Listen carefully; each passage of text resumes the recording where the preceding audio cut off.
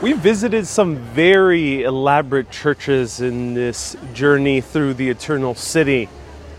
However, as we learn with Bernini's Ecstasy of St. Teresa, sometimes the most unsuspecting churches have the greatest masterworks.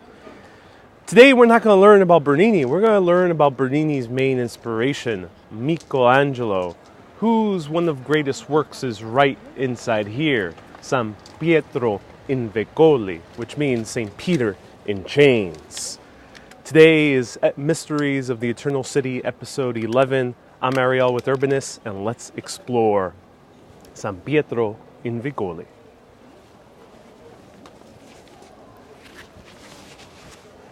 Buonasera, donna. Madeline, Kay, Caterina, welcome. Nice to see you here. Bienvenuti to Urbanist. This is a show where we explore the histories, mysteries, and secrets of places all around the world. And this is the second to last episode of Mysteries of the Eternal City out of 12 episodes. Tomorrow will be our final one at 3 p.m. Stay tuned for that. However, I think we should bring an end to our story of one of the greatest sculptors, painters, architects to have ever lived, the great Michelangelo of the High Renaissance. Michelangelo had a very long, storied career in this great eternal city of Rome. And where are we right now in Rome? We are right behind Trajan's Market, which we explored a few episodes ago in Mysteries of the Eternal City. Right down there is the neighborhood of Monte. And Kay, this is the church you mentioned last week? Yes! I did always intend on coming here, I just didn't know the name when you mentioned it. I'm so happy to show it to you. And it looks unsuspecting from the outside, which is very interesting. Because not every single church with amazing work has great fanfare. Some of them are a little bit more inconspicuous.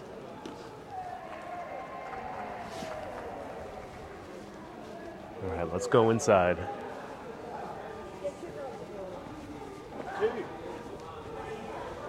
Now this is San Pietro in Vincoli, and this church was consecrated in 439 AD.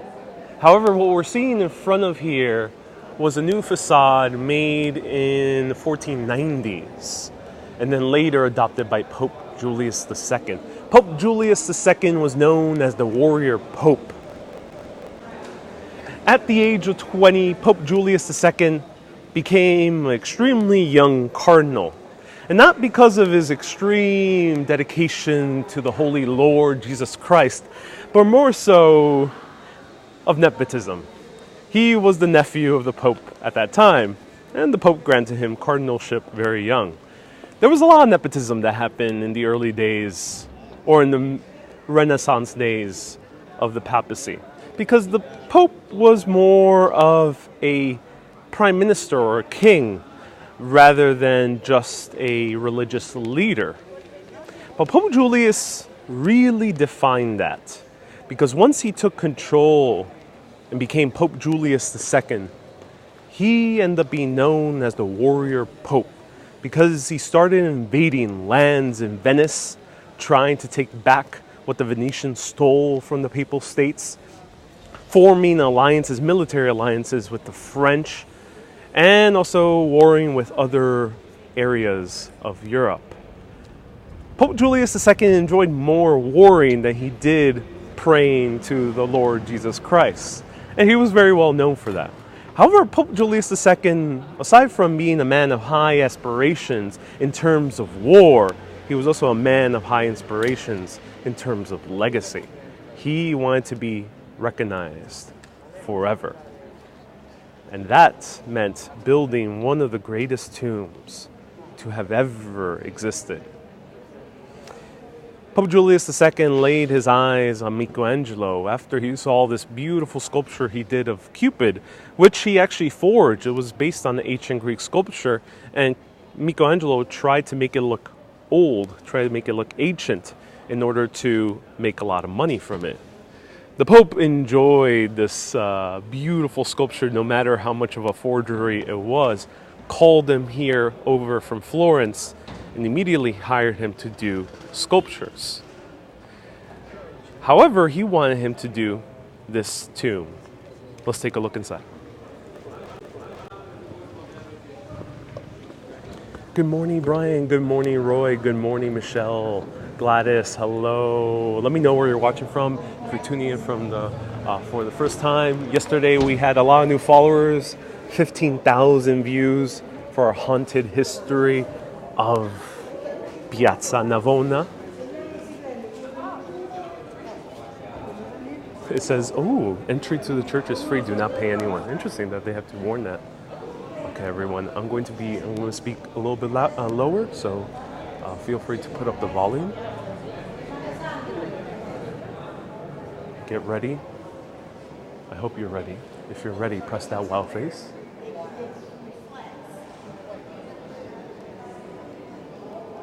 Oh, wow. So this was consecrated in 439 AD. However, the modern version that we're seeing was starting to be built in 1490s. The foundations are still original. And maybe even the columns too, though I don't know for 100%.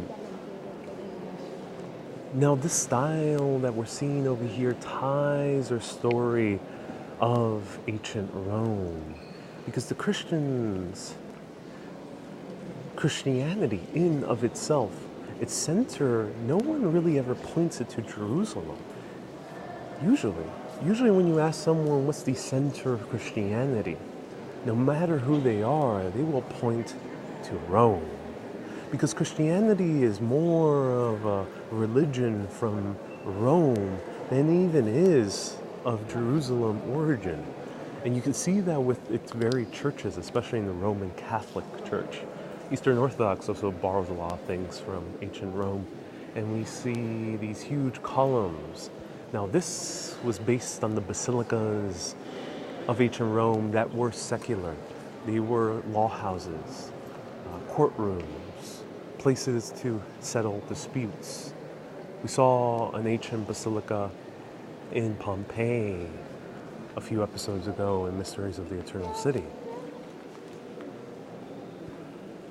Now the crowd is gathering because this tomb that Pope Julius II wanted, he wanted originally 47 statues.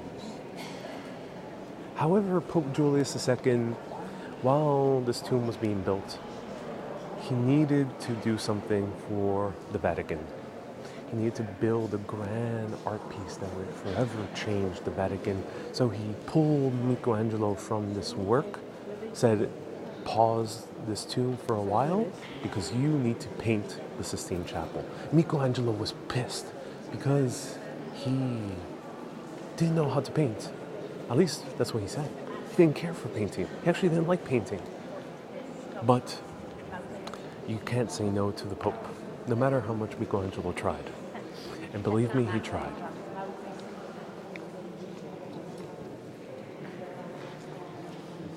Oh, we haven't seen anything yet. I'm just slowly approaching. Get ready. Right here. Now, Michelangelo never got to do the 47. He never got to say 47 statues. However, Michelangelo managed to build 3 of the statues. One is right here, and I think it's the most breathtaking one. Right in the center of Pope Julius II's tomb, the tomb of the warrior pope, is a similar warrior of the Old Testament, Moses. This Moses is more larger than life scale. He is 8.5 feet tall. So the size of Shaquille O'Neal.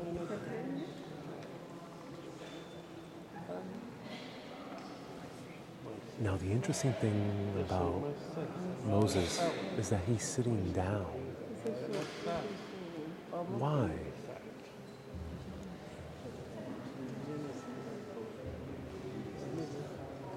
Up there, we see a statue of reclining Pope Julius II, almost as if he were very sure of himself that he achieved everything he needed in life.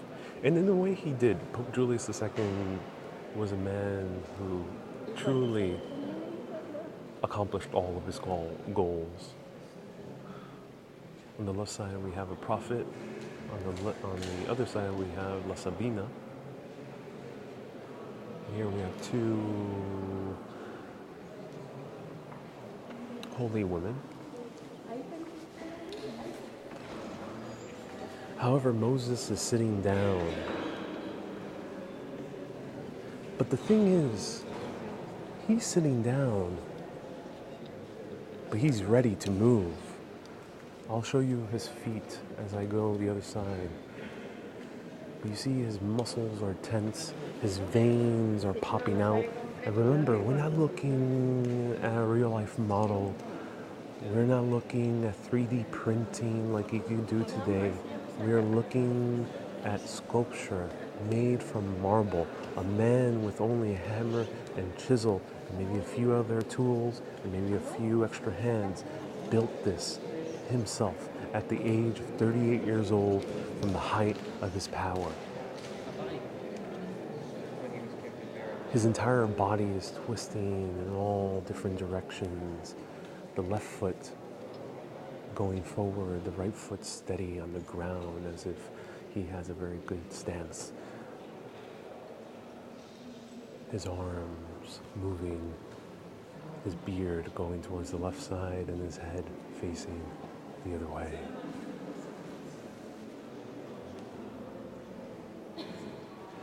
But there's a very interesting detail. Why does Moses have horns? For that, let's go to the other side, see a little bit more of the sculpture. Let's go see.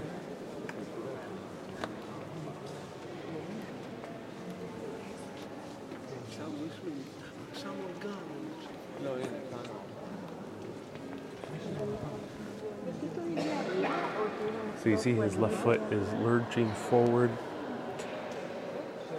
Now, about 200 years after this statue was built, Sigmund Freud came right over here to see Moses by Michelangelo. If you don't know who Sigmund Freud is, he's the father of modern day psychology.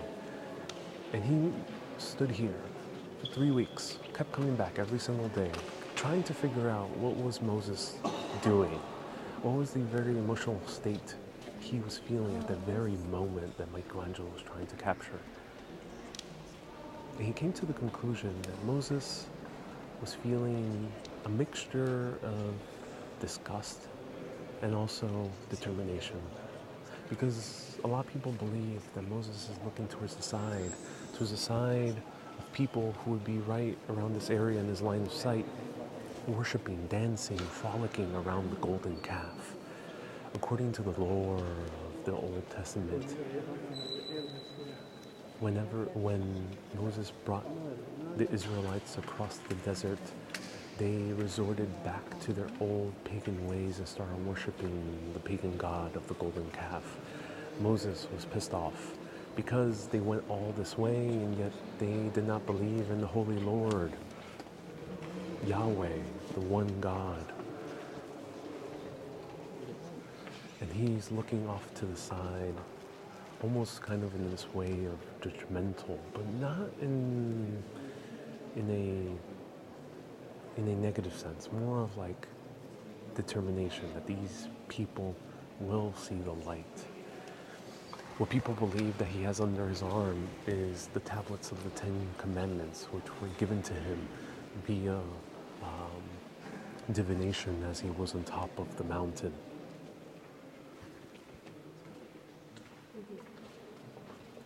But why does he have horns? Horns, as you might see in most Catholic imagery, is always associated with the devil, is always associated with Satan. That's because Satan usually is based on a calf or a goat's horns, based on the ancient depictions of Dionysus or Bacchus and Fawn as well. This is due to a mistranslation because Moses is always depicted with horns. All the way till the late Renaissance, Moses was always depicted with horns. Now, no one truly knows why during that time, but we found out recently. And the reason is that the original word in the Bible for Moses, that's associated with Moses, is Kedon. Kedon is an old Hebrew word. The thing is with ancient Hebrew is that some words in Hebrew have multiple meanings. And Kedon both means rays of light and also means horns. It's referring to a calf, to a goat with horns. When St. Jerome translated the Old Testament to Latin, he translated Kedon into horns rather than rays of light. However, most likely in the Old Testament, Kedon was supposed to symbolize rays of light and not actual horns, because Moses was a holy man. And that's why there's horns on Moses. It's not because he was a diabolical figure. It was because it was a mistranslation. So for anyone who's out there named Karen, I know I have a few followers who are named Karen. You come from that root word that means rays of light or horns.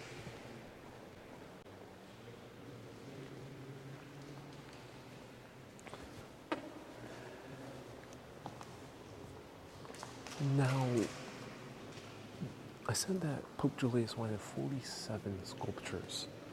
Why do we have, let's do a count, 3 on the bottom, 4 on the top? Why do we only have 7 sculptures? Where are the rest? Well, 2 of them were actually built by Michelangelo, but they are in the Louvre. That is a complicated story. The French did come and invade Italy multiple times, including during Napoleon's era. And when they did, they stole many sculptures. And the Louvre has a lot of them. 2 of them belong here. Further up north, in one of the studios of Michelangelo, they end up finding unfinished versions, about 7 more different figures. Those were never done because after Pope Julius II died and Michelangelo finished the beautiful work of the Sistine Chapel, no matter how reluctant he was to paint it, because he didn't like painting, he thought he wasn't the best at it. The other popes didn't care about commissioning Michelangelo to finish this tomb. It wasn't in their interest. Why finish the tomb for another pope, especially another pope that they actually didn't like? Michelangelo struggled for years, for decades, until many decades later, from age 38 all the way to about the age of 65, he finally finished a part of it. The statue of Moses and the other 2 statues that are in the Louvre. However, he ended up learning how to build the statue, the very veins popping out, the very contortion of the body, something that we'd see in full-fledged swing when Bernini comes about 100 years later. He learned that while painting the Sistine Chapel, because if you see the Sistine Chapel, those bodies on the very ceiling look like they are in motion, even though they're sitting in various positions or reclining like Adam and God. They feel like they are in motion. They're filled with life, even though they're in poses that usually are associated with being still. And I think that's the beauty of Michelangelo. He kind of captured the stillness, but while in motion. It's kind of a contradiction that is felt in the very core of the Christian religion. That in order to do something, you have to do nothing. In a way, that's why Jesus Christ on the very cross did not fight, did not resist, because he thought to himself, and he said that in order to change the world, I'm paraphrasing, but in order to change the world, you have to let it go. And I think that's what Michelangelo kind of captured with this. Sigmund Freud did not get that interpretation. I'm getting that interpretation, but let me know what you think.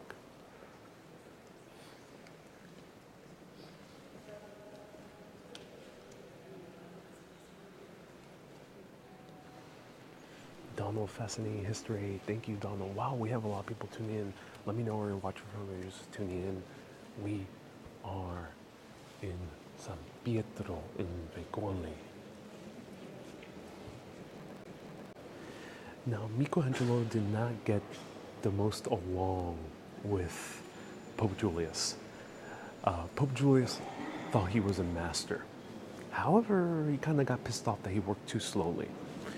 And according to legend, and according to Michelangelo's own account, because he wrote his own autobiography in his late age, while he was painting the Sistine Chapel, he was getting a horrible crank in his neck because he was looking up this way for 12, 14 hours a day.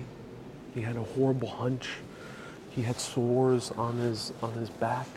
He was in a horrible condition. And also Michelangelo, despite having all the money from all these lavish commissions from the richest families in the entire world at that point, he lived frugally. So he didn't spend money on the creature comforts of life because he saw himself as kind of accepting this vow of poverty as Jesus did.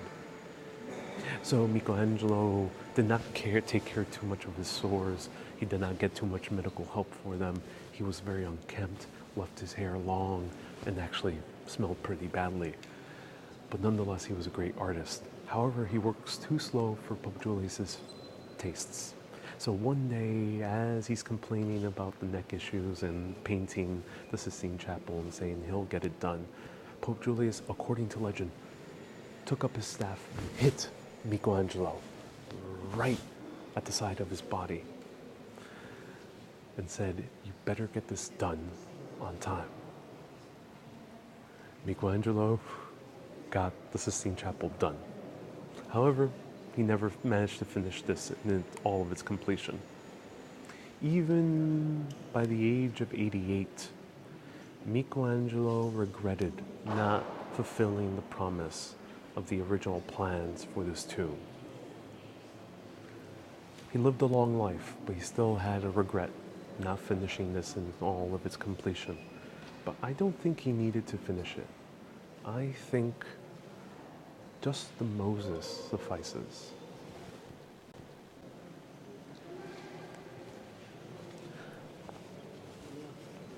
Anfa, I'm so happy you're tuning in. Let me show you a little bit more of the church.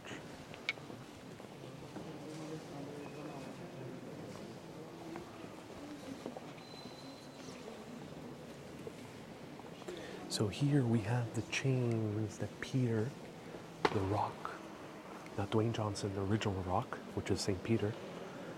If you haven't seen the previous episode, St. Peter was deemed the rock for the Catholic, for the Christian faith by Jesus. And Peter went from the name of Simon to Peter. And towards the end of his life, when he was martyred at Nero's circus, he was put in chains, and those chains are right there, still on display 2,000 years later.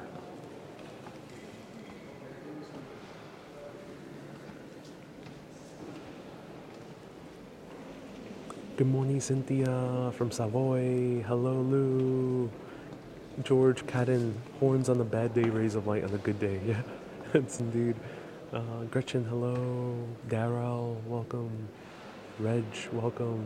Irene says curious interpretation. So right there, the actual chains from Peter. Well, with relics, it's always debatable whether they're real or not. However, they've been here for a very long while.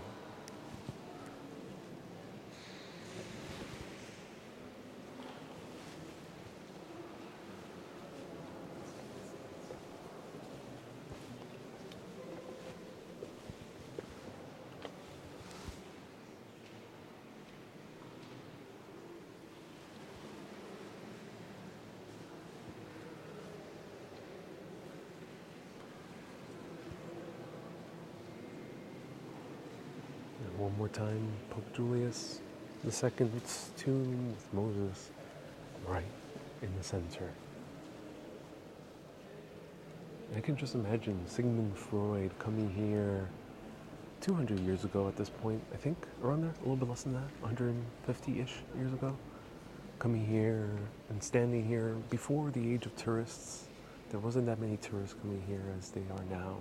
So Sigmund Freud probably had this entire church to himself, especially later in the night. Him staring at the statue for hours and hours, trying to glean some type of psychological insight into this man as depicted in the Old Testament.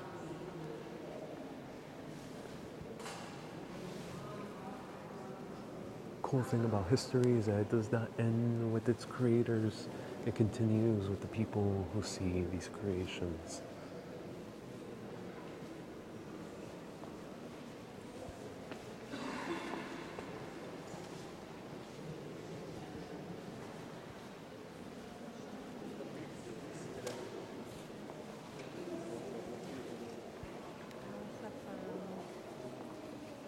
Here we have some skeletons.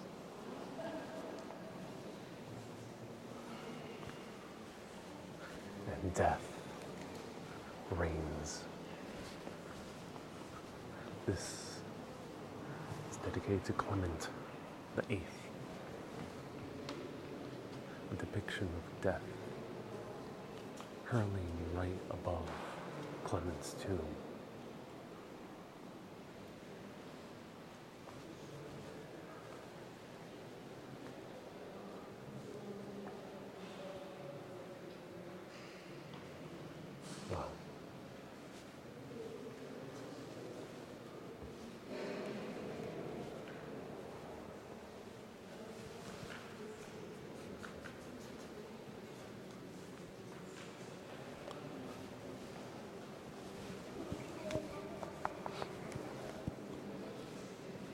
Pure marble. Now, how did Michelangelo get the marble? You see these beautiful marble columns.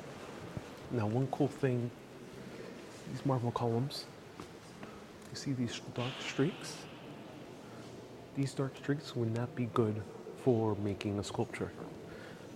And then we also have kind of these fault lines right over here. That also won't be good for a sculpture.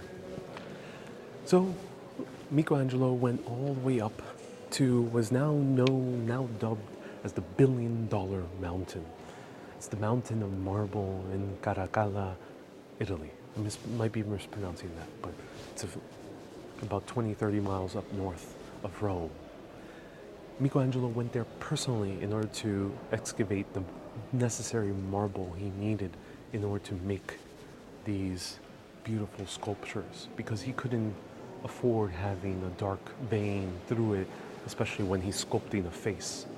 Because one of his sculptures in his early career, he unfortunately found a dark vein and just went straight across the face of his subject. Not good at all. Michelangelo apparently almost died once trying to take down a huge piece of marble, probably the one used for Moses, down the mountains of that $1 billion mountain of marble. The reason it was so hard to bring down that marble is because there was no vehicles as we know them today. There's no cranes, or there were cranes but not mechanized cranes. And he had to actually bring them down manually. And usually it was by hand. That's dedication to a craft.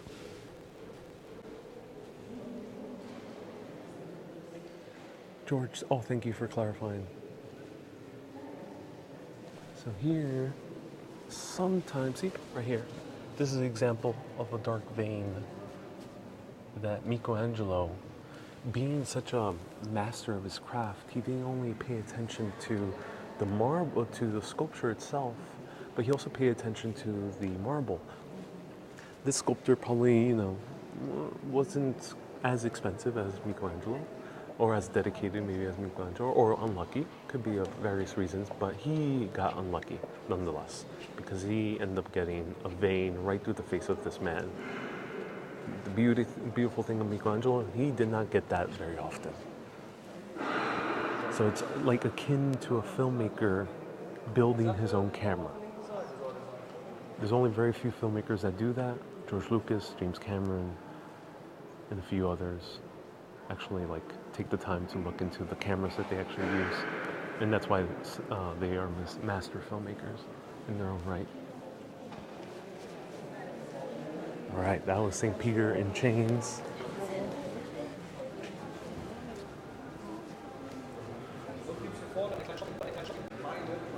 Oh, that was absolutely mesmerizing. For our final little stop is the stairways of the Borgias. I talked about the warrior Pope Julius II, but while Pope Julius II is mostly recognized as a good pope, people might not have liked his temperament. They might have not liked his high ambitions, but overall he did a pretty good job. These popes, not so much. There was two popes under the Borgia family who lived right here in this huge palazzo. And in order to provide pedestrian access down the hill that we're currently on, the hill that was half cut down during the age of Trajan back 2,000 years ago, they built the stairway right through it, which you can access. We can't access the actual palazzo, but we can access the stairway.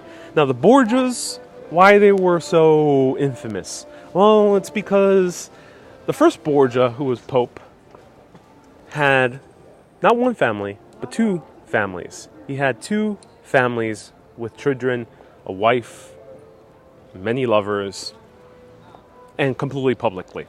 He did not hide that fact. So much so that one of his sons ended up murdering him. And then another family member became Pope as well, also did not hide the fact that he had sons and many, many lovers. And they resided right here. But let me show you a stairway because I think it's one of the most beautiful stairways in all of Rome.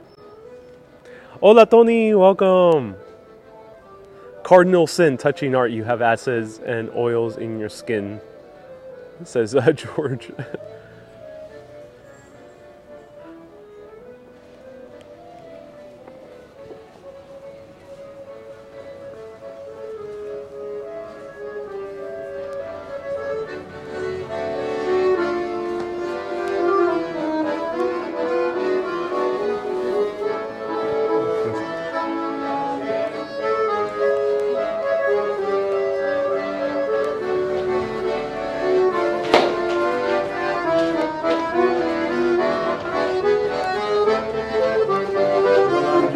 Buongiorno.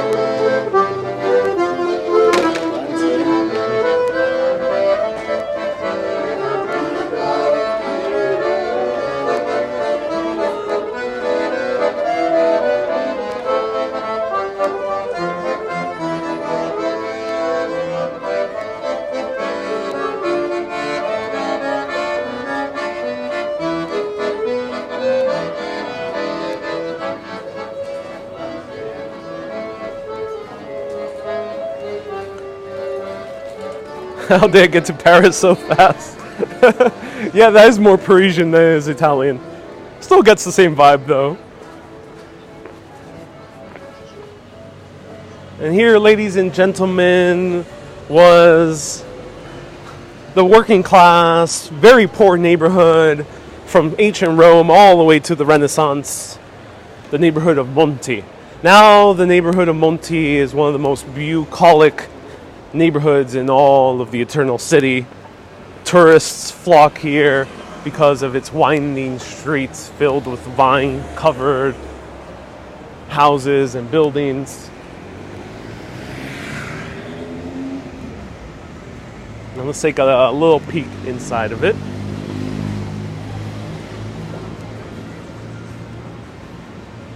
The harmonica guy does not know he's famous now, indeed. He did a great job playing the accordion.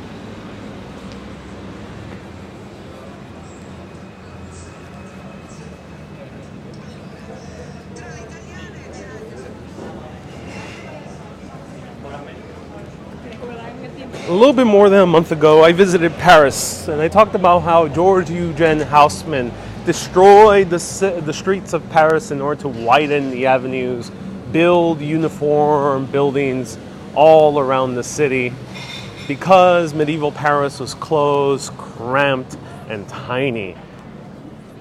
Well, if you ever wanted to feel like you were back in medieval Paris, you only have maybe 2 or 3 streets like Le Marais district.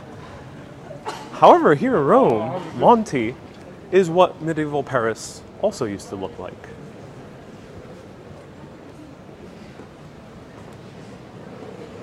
The flame must be going. Oh, are you making reference to the Vestal Virgins, Gretchen? Indeed, the flame must be going. Rome is still alive and well.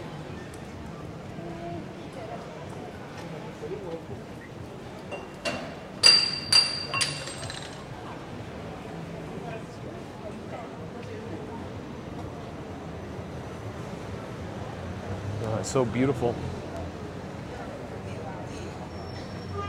This is a gorgeous, gorgeous area.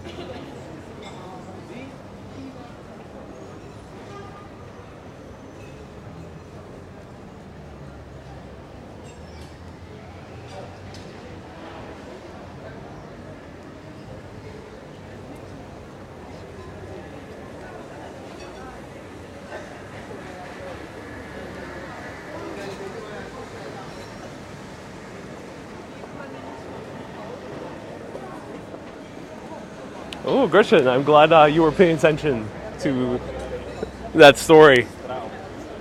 And here's a little piazza of Monte. People usually come out here, hang out, smoke, study, look at their guide maps.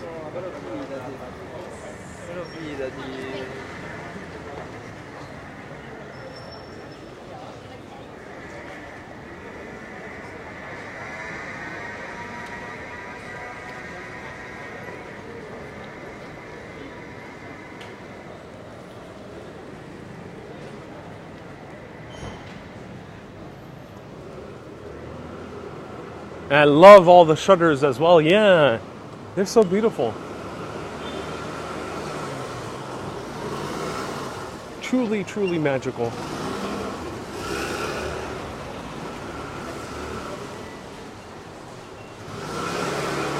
If anyone has any questions, feel free to ask as we walk down the street of Monte.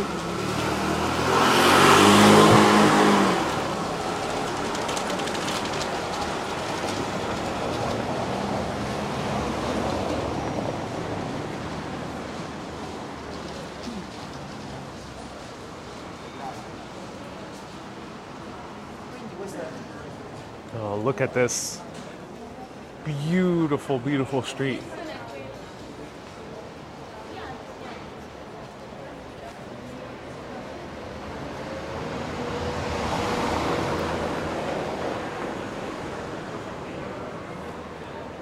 Wilma, hello. For being October, the weather looks really beautiful. I think October is the best month to come here. It's good enough to not wear any jacket, but also to not sweat due to the intense heat that's usually here during the month of June, July, and August. Really great weather this time of year.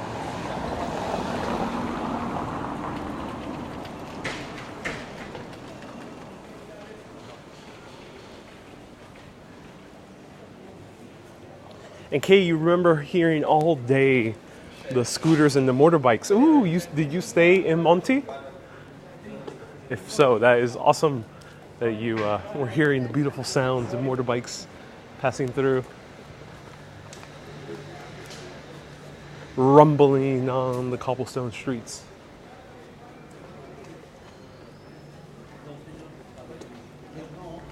Now I'm curious where Sigmund Freud actually stayed while he was contemplating the psychological state of Michelangelo's Moses.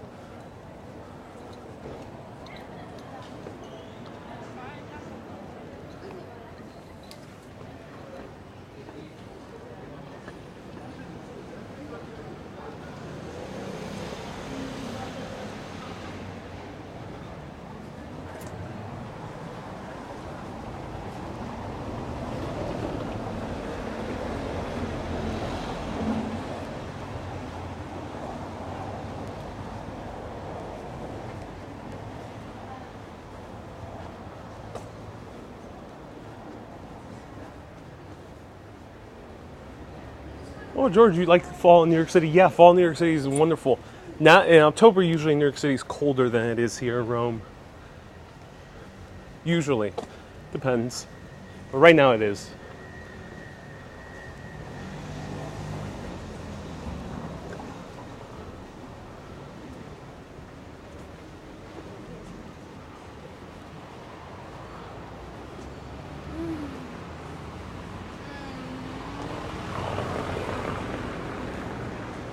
Oh, I'm just wandering around, and I'm going to show you my favorite pizza place in Monte.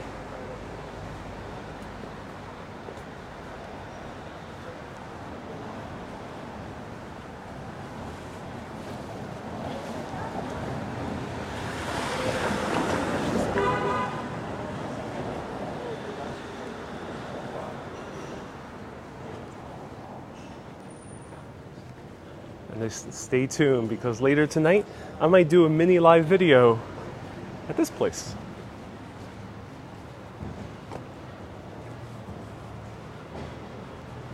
And not too many tourists around. Yeah, I think since we're already getting towards late October, a lot of the tourists are starting to head back home. I've noticed a whole lot of Germans and people from Central Europe here, and I think it's because Germans tend to have their holidays in October as opposed to what the French and the Italians do, which is in August. And look at the cars, they're very similar to Cyprus.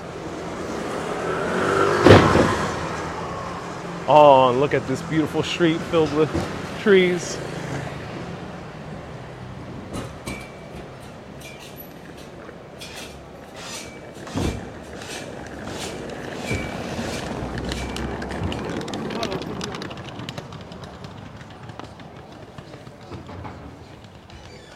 So tomorrow I have one more live video, the very last episode of Mysteries of the Eternal City.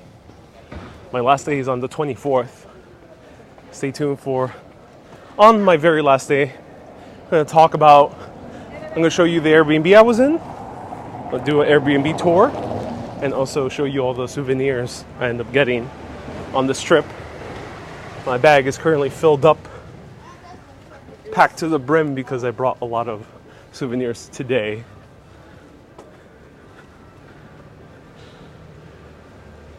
Do I just happen on these eateries? I do what's called like quick research. I end up just going on Google Maps and just quickly finding out what's good. I did buy a book called Rome for Food Lovers, where I learned about a few places, but I end up just mostly depending on Google Maps. Sometimes I randomly go into a place, but it has to really catch my eye. Otherwise, I'd rather just see in Google Maps if it's good or not. You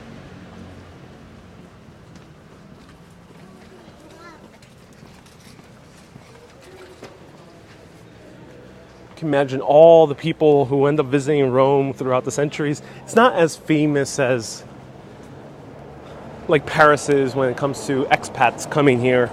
But there were a few, John Keats, Sigmund Freud, and a few others.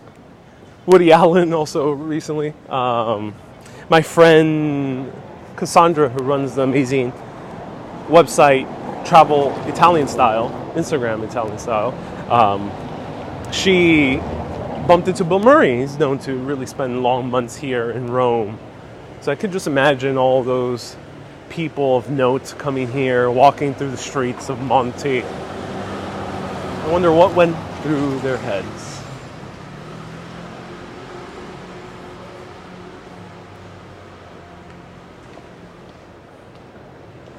Wow.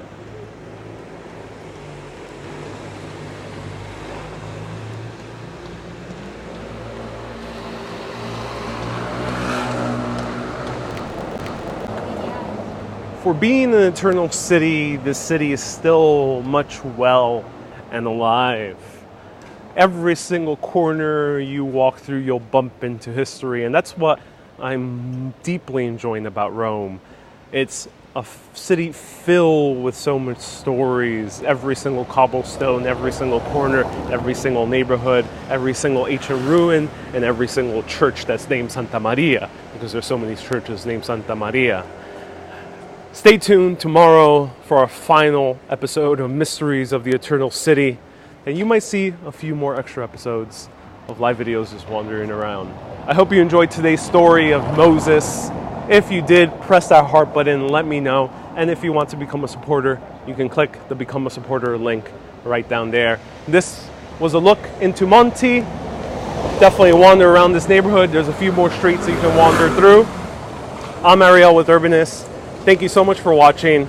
Keep being awesome and always keep on exploring. Arrivederci, amici. Arrivederci.